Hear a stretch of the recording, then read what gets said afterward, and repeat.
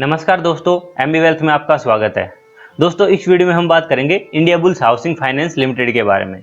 तो सबसे पहले हम बात करेंगे उसके फंडामेंटल एनालिसिस की और जानेंगे कि कंपनी की जो फाइनेंशियल हेल्थ है वो कैसी है। दोस्तों, उसके बाद हम बात करेंगे इसके टेक्निकल एनालिसिस की और जानेंगे कि कंपनी के सपोर्ट और रेजिस्टेंस कहाँ पे है और क्या इसका बाइंग लेवल हो सकता है। दोस्तों, उसके बाद हम बात करेंगे SWOT एनालिसिस की कि कंपनी की स्ट्रेंथ, वीकनेस, अपॉर्चुनिटी और थ्रेट क्या क्या है।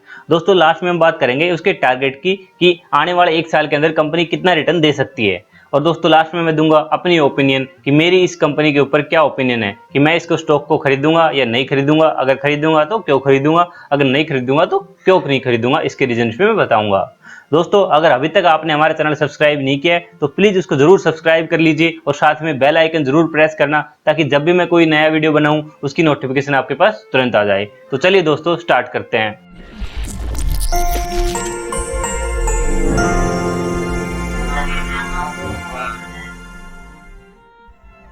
दोस्तों, इंडिया बुल हाउसिंग फाइनेंस ये फिलहाल 123 के आसपास ट्रेड कर रहा है। तो सबसे पहले हम इसकी रिटर्न प्रोफाइल देख लेते हैं। दोस्तों, हम बात करते हैं 1 ईयर की। अगर 1 ईयर में देखते हैं तो इसने रिटर्न दिया है -81% नेगेटिव में।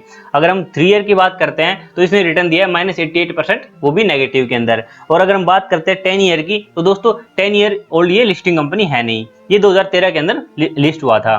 दोस्तों, अब इसके कुछ फंडामेंटल्स देख लेते हैं। तो दोस्तों, इसकी अगर बुक वैल्यू हम देखते हैं तो है 385। अगर हम इसका प्राइस अर्निंग रेशियो देखते हैं एनुअल तो वो है 1.2 ओनली, मतलब कितनी कम प्राइस अर्निंग रेशियो के ऊपर ये अवेलेबल है। दोस्तों, अगर हम इसकी लास्ट 12 मंथ की प्राइस अर्निंग रेशियो देखते हैं तो वो लगभग है 1.7। अब बात करें दोस्तों इसकी अर्निंग पर शेयर की। अगर इसका ईपीएस देखते हैं तो वो 70.12, मतलब काफी बेहतरीन अर्निंग पर शेयर है दोस्तों उसका। दोस्तों, अगर हम इसका मार्केट कैप देखते हैं तो लगभग 5267 करोड़ का इसका मार्केट कैप है, जो कंपनी कभी निफ्टी 50 की हिस्सा हुआ करती थी, एक लार्ज कैप कंपनी हुआ करती थी, वो आजकल मिड कैप कंपनी बन गई है। और दोस्तों, अगर हम इसके प्राइस टू बुक वैल्यू की बात करते हैं तो 0.32, मतलब अपने बुक वैल्यू से काफी सस्ते प्राइस के ऊपर अवेलेबल है। और दोस्तों, अगर हम इसकी हिस्टोरिकल पीई देखते हैं या एवरेज पीई देखते हैं तो लगभग 11 के आसपास है। अब दोस्तों, अगर हम इसकी अर्निंग पर शेयर ग्रोथ देखते हैं तो लगभग 15 के आसपास है, जो कि काफी अच्छी मानी जाती है किसी भी कंपनी के लिए। और दोस्तों, अगर हम इसका पीईजी रेशियो देखते हैं तो वो लगभग 0.08, मतलब अगर किसी कंपनी का पीजी रेशियो 1 से नीचे होता है तो काफी अच्छा माना जाता है, लेकिन इसका तो 0.08 के आसपास है, तो एक बेहतरीन पीजी रेशियो है। दोस्तों, अगर हम बात करते हैं डिविडेंड की तो कंपनी डिविडेंड भी बेहतरीन दे रही है, लगभग 32% का डिविडेंड दे रही है दोस्तों। तो दोस्तों, अब हम बात करते हैं इसके रेवेन्यूज की। जैसे कि आप देख पा रहे हो कंपनी में जो रेवेन्यूज है वो बेहतरीन तरीके से ग्रो कर रहा है। अगर 2019 तक की हम बात करते हैं तो अगर हम 1 ईयर की देखते हैं इसकी ग्रोथ तो लगभग 15% के आसपास ग्रोथ कर रहा है। अगर 3 ईयर का देखते हैं तो लगभग 22%, अगर 5 ईयर का एवरेज निकालते हैं तो लगभग 23, अगर हम 10 ईयर का एवरेज निकालते हैं तो 57% के हिसाब से इसके रेवेन्यू ने ग्रोथ किया है, जो कि आपके बजाज फाइनेंस से भी ज्यादा है। क्योंकि थोड़ी दिन पहले मैंने एक बजाज फाइनेंस के ऊपर एक बेहतरीन वीडियो बनाया था, उसकी अगर आप देखते हो अगर रेवेन्यू ग्रोथ तो लगभग 35 या 37 के आसपास है, आप उसको जाके देख सकते हो एक बार। उसके बाद दोस्तों, हम बात करते हैं इसके क्वार्टरली रेवेन्यूज की ग्रोथ कि अगर क्वार्टरली इसके जो रेवेन्यूज हो कैसे ग्रोथ हो रहे हैं। जैसा कि आप देख पा रहे हो दोस्तों, पिछले लास्ट 4 क्वार्टर से कंपनी लगातार डिग्रेड हो रही है, डाउनग्रेड हो रही है, मतलब इसके जो रेवेन्यूज है वो डीग्रोथ कर रहे हैं, ग्रोथ कर ही नहीं पा रहे हैं। तो ये कंपनी के लिए बहुत बड़ा इश्यू है। अब हम बात करते हैं दोस्तों कुछ इंपॉर्टेंट रेशियोज की, जो कि किसी भी कंपनी की जो फाइनेंशियल हेल्थ के लिए बहुत इंपॉर्टेंट होते हैं। तो दोस्तों, सबसे पहले आता है net profit versus earning per share graph. जैसा कि आप देख पा रहे हो, जैसे जैसे नेट प्रॉफिट ग्रो हो रहा है वैसे वैसे ही अर्निंग पर शेयर भी ग्रो हो रही है, तो ये कंपनी के लिए अच्छी बात है। दोस्तों, उसके बाद आता है डिविडेंड वर्सेस डीपीएस ग्राफ कि कंपनी पर शेयर कितना डिविडेंड देती है। तो जैसा कि आप देख पा रहे हो, कंपनी लगभग 40 रुपए पर शेयर डिविडेंड दे देती है, तो ये कंपनी के लिए बहुत अच्छी बात है कि अपने जो शेयर होल्डर्स हैं उनका भी कंपनी ख्याल रखती है। दोस्तों, उसके बाद आता है इक्विटी डायल्यूशन ग्राफ। दोस्तों, ये किसी भी कंपनी के लिए बहुत ही इंपॉर्टेंट रेशियो होता है, क्योंकि इससे ये पता चलता है कि जो कंपनी के प्रमोटर हैं वो अपनी ओनरशिप कम तो नहीं कर रहे हैं या अपने शेयर किसी को बेच तो नहीं रहे हैं या डायल्यूट तो नहीं कर रहे हैं। तो जैसा कि आप देख पा रहे हो, कंपनी ने अपने शेयर काफी डायल्यूट किए हैं या काफी बेचे हैं। दोस्तों, उसके बाद आता है सबसे इंपॉर्टेंट रेशियो किसी भी कंपनी के लिए कि इसके ऊपर कर्जा कितना है, डेप्ट इक्विटी रेशियो। तो दोस्तों, जैसा कि आप देख पा रहे हो, कंपनी के ऊपर 6.42 इसका जो डेप्ट इक्विटी रेशियो है, मतलब कंपनी के ऊपर कर्जा बहुत ही ज्यादा है, जो इसके लिए सबसे बड़ा इशू बना हुआ है इस टाइम। अब हम बात करते हैं दोस्तों इसके करंट रेशियोज की। करंट रेशियो तो आपको पता ही होता है कि current asset upon current liabilities. दोस्तों, इसका करंट रेशियो है लगभग 0.26। किसी भी कंपनी का करंट रेशियो 2 होता है तो उसको अच्छा माना जाता है, लेकिन इस कंपनी का तो 0.26 है, जो काफी वीक रेशियो माना जाएगा।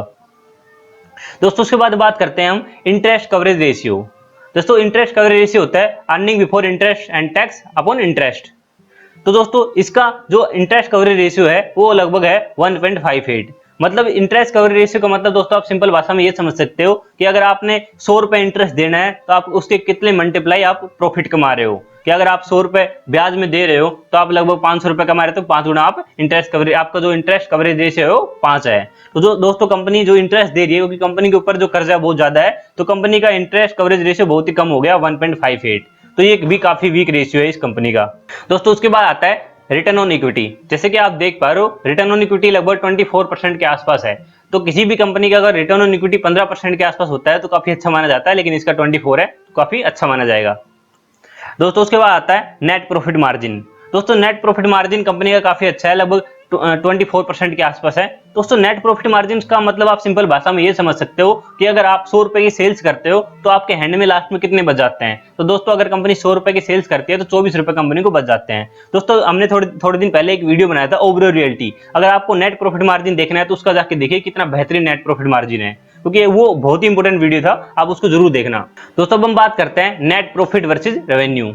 जैसे कि अगर हम बैक साइड से स्टार्ट करते हैं तो जैसे कि आप देख पा रहे हो 10 ईयर में देखते हैं तो जो रेवेन्यू ग्रोथ है वो 57% की है और नेट प्रॉफिट ग्रोथ है वो 68% की है। मतलब जो नेट प्रॉफिट है वो रेवेन्यू से ज्यादा ग्रोथ कर रहा था। लेकिन अगर 5 ईयर का देखते हैं तो जो रेवेन्यू ग्रोथ है वो 23% की है और नेट प्रॉफिट ग्रोथ है वो 21% की है। तो मतलब यहाँ पे जो नेट प्रॉफिट है वो कम हो गया। अगर हम 3 ईयर के देखते हैं तो और भी ज्यादा कम हो जाता है, लेकिन अगर हम 1 ईयर में देखते हैं तो बहुत ही कम हो जाता है। जो रेवेन्यू ग्रोथ है वो 15% है और नेट प्रॉफिट ग्रोथ है वो लगभग 6.3% के आसपास है। मतलब लगभग कंपनी की जो प्रॉफिट है वो कम हो रहे हैं। तो ये कंपनी के लिए एक और बड़ा इशू है।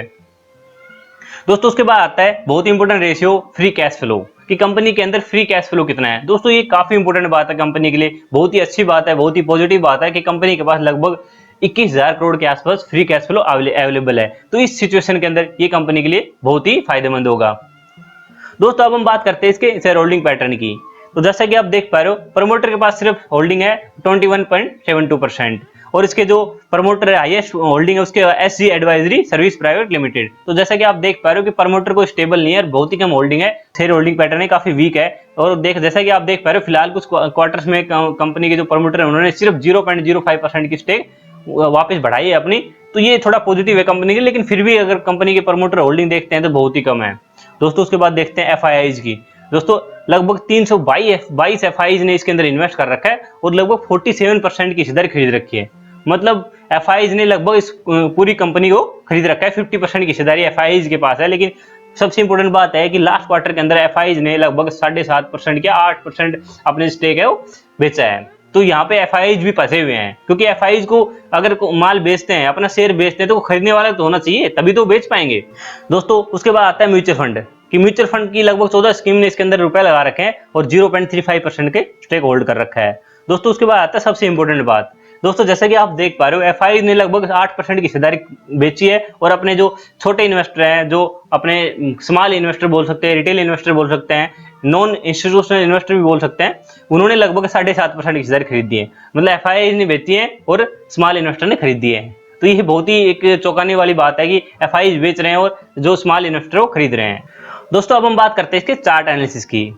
जैसा कि आप देख पा रहे हो ये 2013 से के अंदर जब से कंपनी लिस्ट हुई है तब से इसका चार्ट है, मैंने मंथली कैंडल इसके ऊपर लगा रखी है। तो दोस्तों इसका बुल रन स्टार्ट होता है 165 रुपए के आसपास से और ये अपना हाई बनाता है 1440 के आसपास। दोस्तों उसके बाद इसके डाउन ट्रेंड स्टार्ट होता है और फिलहाल के दिनों में इसने अपना जो लो बनाया है वो 81 रुपीज के आसपास बनाया है। तो दोस्तों अगर हम इसका सपोर्ट देखते हैं तो सपोर्ट तो दोस्तों इसका जो लाइफ टाइम लो है 81 वही इसका सपोर्ट माना जाएगा, क्योंकि उसके नीचे तो कोई चार्ट ही नहीं है। तो दोस्तों फिलहाल ये 123 के आसपास से ट्रेड कर रहा है। अगर हम इसका रेजिस्टेंस देखते हैं तो दोस्तों इसका रेजिस्टेंस है 165, कि 165 इसका जहां से बुल रन स्टार्ट हुआ था वहीं इसका रेजिस्टेंस है। इसके ऊपर स्टॉक के लिए जाना बहुत ही मुश्किल हो जाएगा दोस्तों ये तो होगी लॉन्ग टर्म की बात। अब हम बात करते हैं शॉर्ट टर्म की।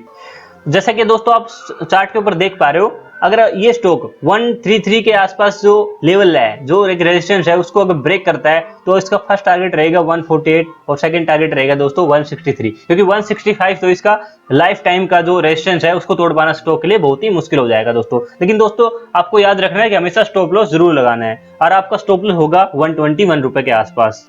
दोस्तों अब हम बात करते हैं इसके SWOT एनालिसिस की, कंपनी की स्ट्रेंथ, वीकनेस, अपॉर्चुनिटी और थ्रेट क्या क्या है। दोस्तों सबसे पहले हम बात करते हैं इसकी स्ट्रेंथ की। जैसा कि आप देख पा रहे हो कंपनी की जो नेट कैश फ्लो है, आपने इसके फंडामेंटल एनालिसिस में देखा कि कंपनी का जो कैश फ्लो है काफी बढ़ गया है। उसके बाद दोस्तों बात करते हैं कि प्रमोटर ने थोड़ी सी हिस्सेदारी बढ़ाई, ये भी कंपनी की स्ट्रेंथ में ही काउंट होगी दोस्तों। उसके बाद आता है कंपनी के जो प्रमोटर है उन्होंने कोई भी शेयर प्लीज नहीं किया हुआ, मतलब गिरवी नहीं रखा हुआ, तो ये भी कंपनी के लिए अच्छी बात है दोस्तों। उसके बाद कि स्टॉक की सबसे इंपॉर्टेंट बात है कि स्टॉक ने लगभग एक महीने के अंदर 20% की रैली दिखाई है, तो ये भी स्टॉक के लिए एक स्ट्रेंथ है। और दोस्तों लास्ट आती है कि जो म्यूचुअल फंड है उन्होंने भी लास्ट क्वार्टर के अंदर थोड़ी बहुत स्टेक इसके अंदर उठाई है, तो ये भी इंक्रीज किया, तो ये भी कंपनी के लिए एक अच्छी बात है। तो दोस्तों अब हम बात करते हैं इसकी वीकनेस की। दोस्तों कंपनी की पहली वीकनेस है कि जो रिटर्न ऑन इक्विटी है वो कंपनी की लास्ट ईयर में डिक्लाइन हुई है, मतलब कम हुई है या डिक्रीज हुई है, तो ये भी कंपनी के लिए एक वीकनेस है। उसके बाद दोस्तों आता है कि डी ग्रोथ, कि जो रेवेन्यू और प्रॉफिट के अंदर कंपनी की डी ग्रोथ हुई है, ये भी वीकनेस के अंदर काउंट होगी दोस्तों। उसके बाद आती है कि कंपनी जो 50 वीक से अपने जो 50 वीक बनाया था उससे काफी नीचे गिर चुकी है, ये भी कंपनी के लिए वीकनेस है। और दोस्तों लास्ट आती है जैसे कि आपने शेयर होल्डिंग पैटर्न में देखा कि जो एफआईआईज हैं उन्होंने अपने स्टेक डिक्रीज किए, तो ये भी कंपनी की एक वीकनेस है। दोस्तों अब हम बात करते हैं इसकी अपॉर्चुनिटी की, कंपनी के अंदर अपॉर्चुनिटी क्या है। दोस्तों जैसा कि आप देख पा रहे हो कंपनी की प्राइस अर्निंग रेशियो और प्राइस टू बुक वैल्यू काफी कम है, काफी सस्ते वैल्यूएशन पे ही अवेलेबल है, तो ये बाइंग जोन में आता है। तो उसके बाद आता है सबसे इंपॉर्टेंट कि बेंजामिन ग्राम वैल्यू स्क्रीन के अंदर ये वैल्यू बाइंग को दर्शा रहा है। दोस्तों अगर आप बेंजामिन ग्राम वैल्यू स्क्रीन के बारे में कुछ जानना चाहते हो तो मुझे कमेंट करके जरूर बताइए, तो मैं इसके ऊपर भी एक वीडियो जरूर बनाऊंगा। तो दोस्तों उसके बाद आता है कि जो स्टॉक की प्राइस अर्निंग रेशियो वो 10 से कम है, मतलब एक प्राइस अर्निंग रेशियो तो 1 के आसपास है, 1.2 के आसपास है, तो काफी सस्ता वैल्यूएशन है स्टॉक का। दोस्तों उसके बाद बात करते हैं कि जो इसकी डिलीवरी परसेंटेज है, आप देखोगे तो राइजिंग हो रही है, मतलब प्रीवियस डेज की तुलना में ज्यादा डिलीवरी इसके अंदर उठाई जा रही है, तो ये भी कंपनी के लिए एक अपॉर्चुनिटी है। उसके बाद बात करते हैं दोस्तों थ्रेट की, कि कंपनी के थ्रेट एक ही है दोस्तों कि इसके जो रेवेन्यू प्रॉफिट और प्रॉफिट मार्जिन सब के अंदर डी ग्रोथ हो रही है। अगर क्वार्टर ऑन क्वार्टर बेसिस पे आपने देखा, पहले भी देखा था कि रेवेन्यूज के अंदर क्वार्टर ऑन क्वार्टर पे डी ग्रोथ हो रही है, तो ये कंपनी के लिए थ्रेट है। दोस्तों अब हम बात करते हैं इसके प्राइस फोरकास्ट की, कि इसके कितना रिटर्न ये दे सकता है। तो जैसा कि अगर हम बेस प्राइस 123 मानते हैं तो लगभग ये अगर 1 ईयर के अंदर दोस्तों अगर नेगेटिव रिटर्न देता है तो लगभग 39% का नेगेटिव रिटर्न दे सकता है, और यहाँ से ये लगभग 75 रुपए के आसपास दोबारा भी जा सकता है। और दोस्तों अगर ये मीडियम रिटर्न देता है तो लगभग 240 रुपए के आसपास ये जा सकता है और 94% का रिटर्न आपको दे सकता है। और दोस्तों अगर ये हाई रिटर्न देता है तो लगभग 450 के आसपास ये जा सकता है और 265% का रिटर्न आपको दे सकता है। तो दोस्तों ये होगी इसकी फोरकास्ट। अब हम बात करते हैं कि मैं इसको खरीदूंगा या नहीं खरीदूंगा। दोस्तों मैं इस स्टॉक को बिल्कुल भी नहीं खरीदूंगा, क्योंकि इसके पीछे एक बड़ा रीजन ये है कि दोस्तों काफी कंपनी के ऊपर केस चल रहे थे, लेकिन उसकी अभी क्लीन चिट तो कंपनी को मिल गई है, लेकिन इसका मतलब ये नहीं कि कंपनी बिल्कुल एकदम सही होगी, एकदम अच्छी होगी, अब तो ये बिल्कुल ही एकदम मल्टीबैगर बन जाएगी, ऐसा कुछ नहीं होगा दोस्तों। और दोस्तों जब भी मैं कोई स्टॉक खरीदता हूं तो मैं एक ग्राउंड लेवल पर जाके उसकी रिपोर्ट तैयार करता हूं कि ग्राउंड लेवल पर उसकी क्या सिचुएशन है, उस कंपनी के अंदर जाता हूं, उसके एम्प्लॉय से बात करता हूं, उससे पूछता हूं कि कंपनी के अंदर जो माहौल कैसा है, क्योंकि आप जो पढ़ाई कर रहे हो या आप इसके एनुअल रिपोर्ट पढ़ रहे हो उसके अंदर सब कुछ लिखा नहीं होता कि आप उसके अंदर सब कुछ देख पाते हो, आपको ग्राउंड लेवल पे जाके चेक करना पड़ेगा कि कंपनी कैसी है। तो दोस्तों जब भी मैं कोई कंपनी खरीदता हूं तो मैं उसको ग्राउंड लेवल पे जाके उसको चेक करता हूं। तो मैंने इस कंपनी के जो एम्प्लॉइज उनसे बात किया तो उन्होंने बताया कि कंपनी के अंदर काफी फ्रॉड हो रहे हैं, मतलब ऐसा नेगेटिव फीडबैक दिया कंपनी के बारे में। तो अब मेरी हिम्मत नहीं होती इस कंपनी को खरीदने की कि अगर मैं इसको खरीदूं, अगर ये स्टॉक 1000 रुपए के ऊपर भी चला जाता है तो मुझे कोई अफसोस नहीं होगा, क्योंकि मैंने इसको नहीं खरीदा, क्योंकि मुझे ये खरीदना ही नहीं है, क्योंकि मेरे को कंफर्ट नहीं है इस स्टॉक को खरीदने में, इसलिए मैं इसको नहीं खरीदूंगा। तो दोस्तों वीडियो आपको कैसा लगा? अगर वीडियो आपको अच्छा लगा तो प्लीज उसको लाइक जरूर करें। अगर आपने अभी तक हमारा चैनल सब्सक्राइब नहीं किया है तो उसको सब्सक्राइब जरूर कर ले। Thank you for watching.